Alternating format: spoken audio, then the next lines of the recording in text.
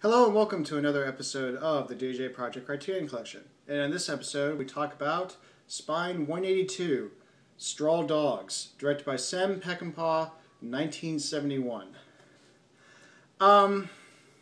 Okay, for starters, this is another out-of-print title. The Criterion edition is out of print. You can easily get Straw Dogs. It was then reissued by MGM. And I know that there was a remake of it a couple years ago.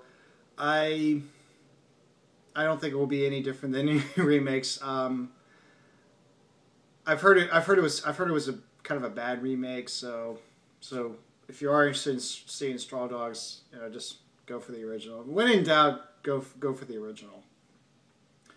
But at any rate,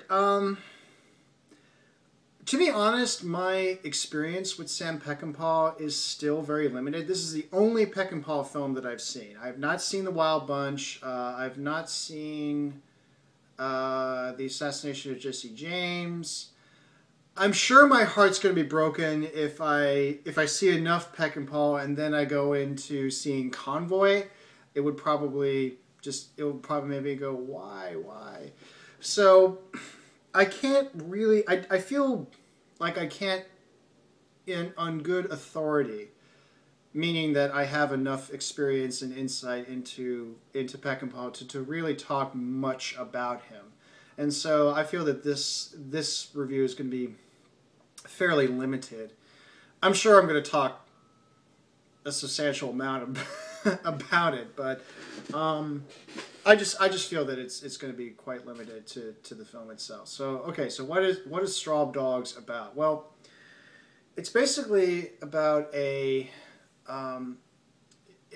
mathematics professor who with his wife of probably a couple of years or so, they move into a house in the Cornwall area of Wales, and he does this because, in so many words, there's some unrest going on. This was 1971, so you can imagine the politics and such. And he wanted to get away from all of that and all the violence, all the unrest and everything, and to focus on his work. And so, what better place to go to than Cornwall? And it turns out that no, this is not this is not really helpful either, because and actually his wife grew up in this, and actually they live in the village that she grew up in. By the way, the professor is played by Dustin Hoffman, and the wife Amy is played by Susan George. But anyways, so Amy's very familiar with the village. He obviously isn't. He's not particularly graceful in a certain respect. And it's basically a series of things happen that just really show that in the end it showcases it. In the end, you get the sense that this is a very brutal place. That if it weren't for certain conventions and such, they would just end up eating each other alive. And the climax is this siege between some of the villagers and David, Dustin Hoffman's character, David and Amy's house. There's violence. There's rape. There's all kinds of uneasiness, and that tends to be what characterizes Peckinpah's films. But from what I've seen in this film, again, my experience with Peckinpah is very limited. Peckinpah, I get the impression that Peckinpah is hailed as the master of cinematic violence, and that his approach to violence would be influential. It would influence other films that cover violence, and basically it's more on a surface. But I think that's really, really unfair to think of Peckinpah as being superficially interested in violence. I get the impression for what I've seen in the film and the supplements that accompanied the Criterion edition, I get the impression that Peckinpah was himself a very intense guy, and it's that intensity that comes through more than anything. It's not that he himself was violent, but he understood that he was introspective enough and intense enough to know that the propensity to violence is within him, and very likely it's within other people, and that's what he was interested in exploring. Or another way of saying it is, I'm thinking of the lyrics to a song by Gravenhurst called "The Velvet Cell," which is, "To understand the killer, I must become the killer, and I don't want this violence, and I don't need this violence anymore, but now I've tasted hatred, I want more. The velvet cell within men gloriously, rusted masks, grey death hard crocuses," I forget what the last couple words are. And then there's another verse that says, "I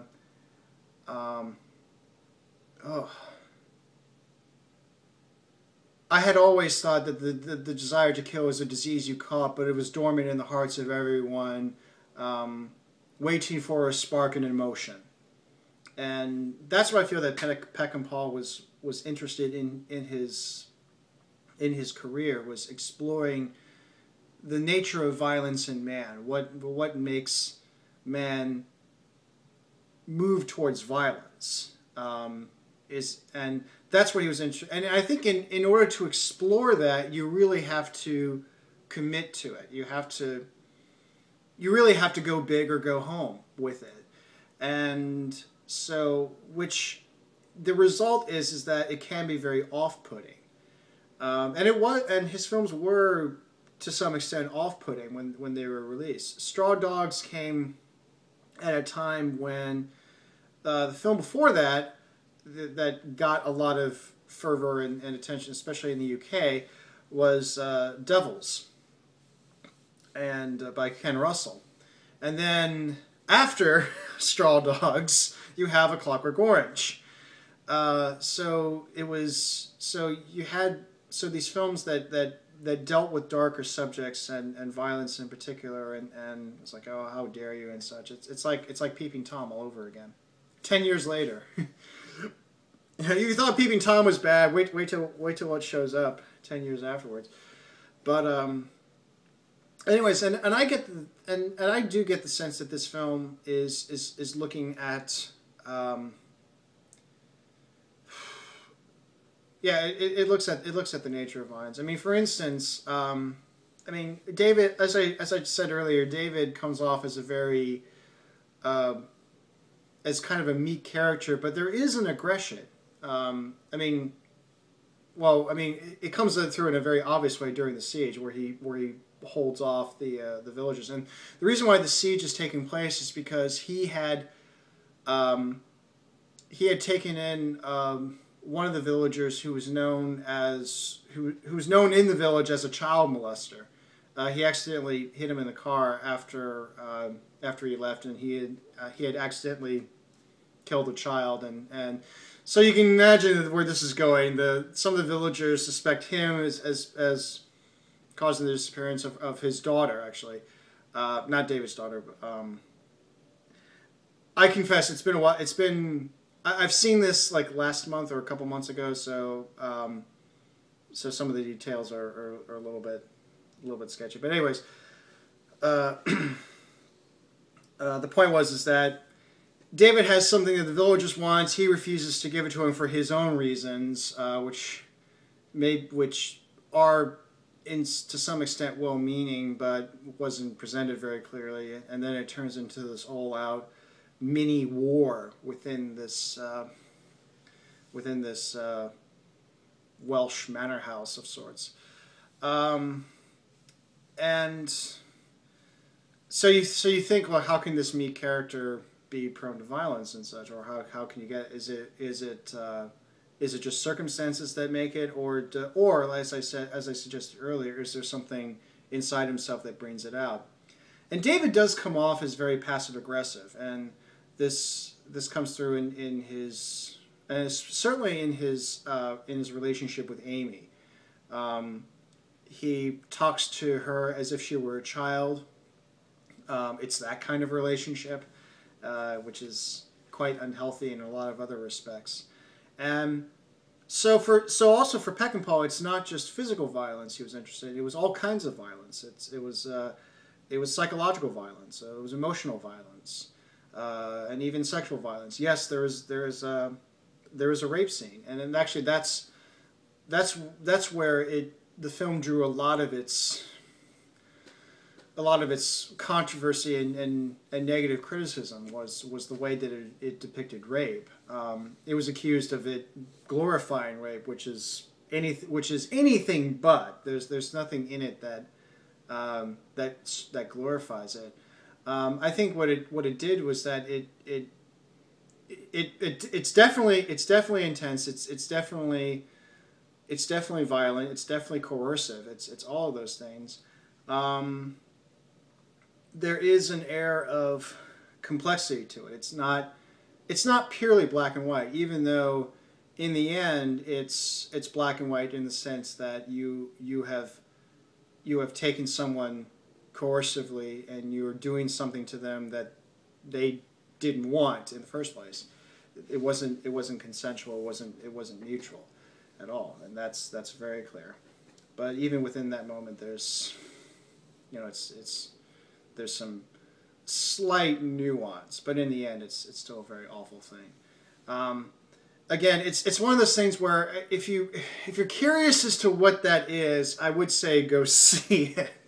I'm probably not explaining it very well, and I'm probably making the critics right, but I do know that in seeing it for myself, and also reading some of the criticism and analysis, I also concluded that there's nothing at all glorifying about that act. It's showing it in a very honest way,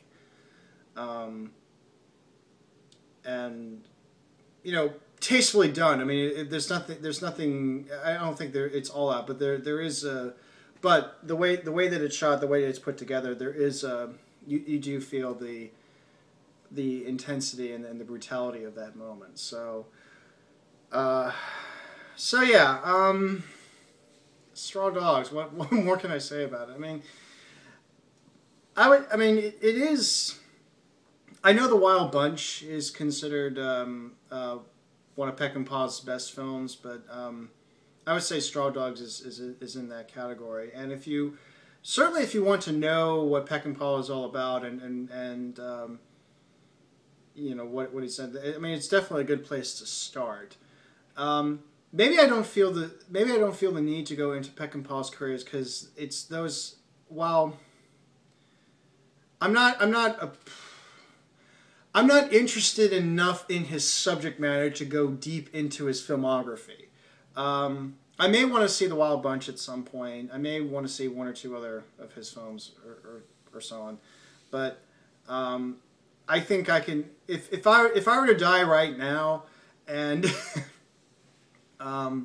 not having done all that, I wouldn't be disappointed because I have at least seen one Peckinpah film, and so I know what it was about. Part of what he did, what he's most famous for, is the use of slow motion to capture violent events, so you can really see the action unfold, and it's because of use of slow motion, which is actually, interestingly enough, you can see that much earlier in Kurosawa. So this is kind of a carryover, but he is credited for popularizing that. And so, but at any rate, so it's there's a certain brutality and nastiness about it, which certainly fits the subject matter. And again, I see this as a man who is really, really curious about what is the nature of violence, what does violence mean, and he's just very brutal and honest about it. It doesn't make him a bad person. It doesn't make him a violent person. It didn't make him a violent person. There were other issues he had that certainly that certainly plagued him in a variety of ways. But I don't think he's. Here's what irritates me. It's the assumption that if you show violence, it means that suddenly you condone it or you approve of it. Peckinpah had a strong moral sense. He had a sense of right and wrong, and it's because of that he wanted to explore it. And I find that the best filmmakers that are called violent filmmakers are the ones that have a moral sense. Without that moral sense, then it can come off as condoning violence or glorifying violence. But that wasn't the point for Peckinpah. It wasn't glorifying anything. It was to show that this is really nasty, and that this is what you can do to somebody. And as I've said before, what makes the best films are the ones that are very honest in what they portray, and then it poses to you and it shows you this. It's a mirror. It's saying this is what you can do. Now that you've seen this, what are you going to do about it? Are you going to continue to do what you've been doing, or are you going to try to do something different? Being aware of some of the things that can lead to this. And those, I think, are the best films. And that's why I feel that Straw Dogs is definitely worth a viewing. Even if you're not necessarily interested in that kind of film, it's certainly worth checking out once. It's like what I said before with M. If you're not a fan of crime thrillers, M is worth seeing because you basically get everything out of crime thrillers. And I would say with Straw Dogs, you get probably one of the best films of its kind, and it's so there. So yeah, that's Straw Dogs. And until next time, take care.